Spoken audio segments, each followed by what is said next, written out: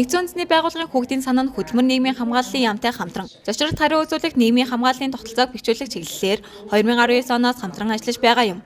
Тэгвэл энэ удаад Баянгор аймаг болон Завхан аймгийн зочролт үзүүлэх нийгмийн хамгааллын үйлчлэгийг үзүүлэхэд бэлэн байдлыг шалгах, цаашид сайжруулах хэрэгцээ шаардлагыг тодорхойлох зорилгоор нийгмийн халамжийн сангаас олгодог жирэмсэн эхийн тэтгэмдэж хамрагдаж буй ээжүүдэд нэг удаагийн мөнгөн дэмжлэг олгох бодлогын хүрээнд орон нутгийнханд сургалтын мэдээллийг өгч байна.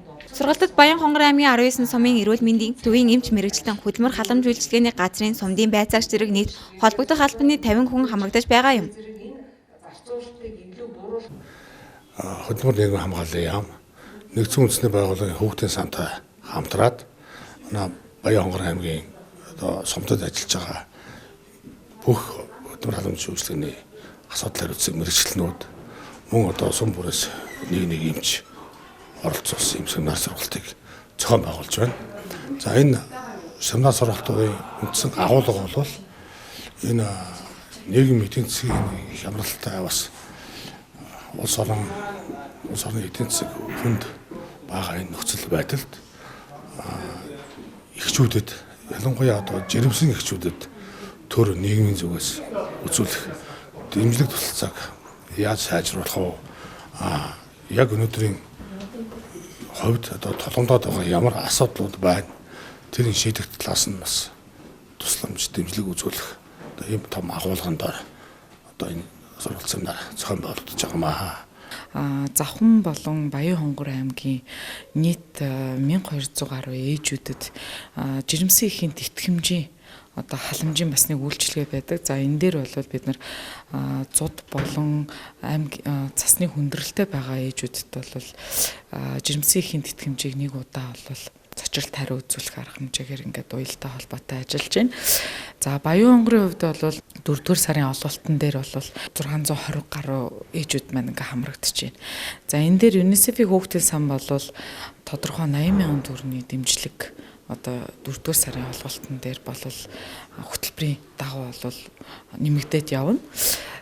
За ээжүүд бол жирэмсэн ээжүүд маань малчин эмэгтэйчүүд байна. Дээрээс нь 5 сар хүртэл 5 сараас хойш бол жирэмсэн эхийн тэтгэмж байна 40,000-аар явдаг шүү дээ. За төрөөд 0-3 насны ээжүүд маань цалинтай ээжүүд бүрт ингээ хамрагдаж явдаг. COVID-19 цар тахал болон өмнөх жилүүдэд Баянгор аймагт нүүрлсэн ганцуудын эрсдлийн үед иргэдийн амжиргааг хамгаалахад аймаг орон нутаг зөв хариу арга хэмжээг авсан нь сайн жишээ гэдгийг дуртаад зочрлын альва үед хариу арга хэмжээг зөв тодорхойлж сайтар зохион байгуулах нь нийгмийн хамгааллын оновчтой үр дүнтэй тогтолцоо юм гэдгийг зохион байгуулагчид хэлж байна.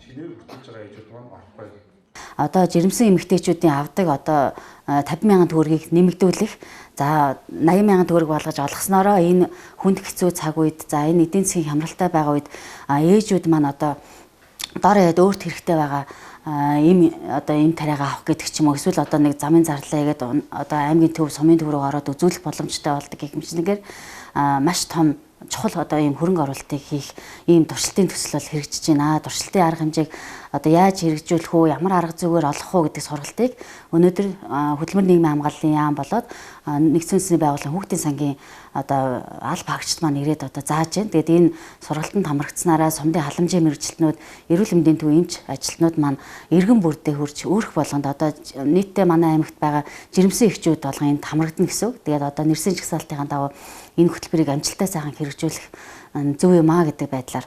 За нийгмийн хамгаалал гэдэг бол өөрөө хүүхдийг нэгийг ч үлдээлгүйгээр нийгмийн хамгаалалд үзүүлэх, за ядуурлаас урьдчилан сэргийлэх, тийм ээ. За янз бүрийн санхүүгийн боломжтой тийм нөхцөл байдалд хүүхдийг сургах, хөгжүүлэх, оролцоог нь дэмжих гэх хэмжлэгийн бүхий талаар нь дэмждэг байгаа. Тэгээ энэ дээр манай аймгийн засаг дарга болоод нийгмийн засаг дарганы хамгийн газар нийгмийн бодлогын хэлцээс бол зайлшгүй хамтарч ажиллана. Бид нар бодлогоор дэмжиж нэг талаараа энэ эдийн засгийн хямралтай байгаа ч гэсэн нөгөө талаараа бас энэ хэрэгжиж байгаа олон улсын байгууллагын төсөл хөтөлбөр, за хөдөлмөр нийгмийн хамгааллын яамныхаа энэ ажлыг бид дэмжих нь бол чухал байгаа. Төсөв их танагдж байна. Төсөв хасагдж байгаа, хэмнэгдэж байгаа энэ цаг үед бол бас чухал сургалт болж байна гэж бас дүгнэж байна. Хүүхдийн мөнгөнд тэтгэмжийг нэмэгдүүлэх замаар хүүхдүүдэд яаж тусламж хүргэж болох вэ гэдэг, өөрөөр хэлэх юм бол хүүхдийн мөнгөний тогтолцоог ашиглаад бид нар хүүхдүүдэд яаж тусламж хүргэж болох вэ гэдэг ийм туршилтыг өмнө хийж туршилт маань амжилттай болж исэн. За энэ жишгээр бол энэ үйл ажиллагааг бол бид нар 2019-с 20 онд хийж гүйцэтгсэн юм байна. Тэгэхээр үүний үр дүнд та бүхэн мэдж байгаа 2020 онд Монгол улсад ковид цар тахал нөлөөлөд эхэлсэн тий. Тэгээ энэ Монгол Улсын засгийн газраас өрхүүдийн нийгмийн эдийн засагт үзүүлж болох сөрөг эрсдлийг бууруулахын тулд хүүхдийн мөнгөнд итгэмжийн хэмжээг 5 дахин нэмэгдүүлж олгож эхэлсэн байгаа. Тэгэхээр энэ арга хэмжээ ч гэсэн бидний өмнө хийжсэн дээр туршлагын арга хэмжээнд өрнөслөж ингэж хийжсэн. За тэгэхээр энэ удаад бол бид нар Завхан болон Баян хонгор аймагуудыг сонгож аваад жирэмсэн ээжүүдийн тэтгэмжийг нэмэгдүүлэх замаар тэдэнд тусламж хүргэж болох тэдэнд тусламж хүргэхэд юуг анхаарч болох вэ гэдэг арга замыг хайж болохоор бид энд өнөөдөр бүх сумдынхаа халамжийн мэргэжтүүд болоод эрүүл мэндийн ажилтнуудад сургалт хийж байгаа юм үйл ажиллагаанд болж байна.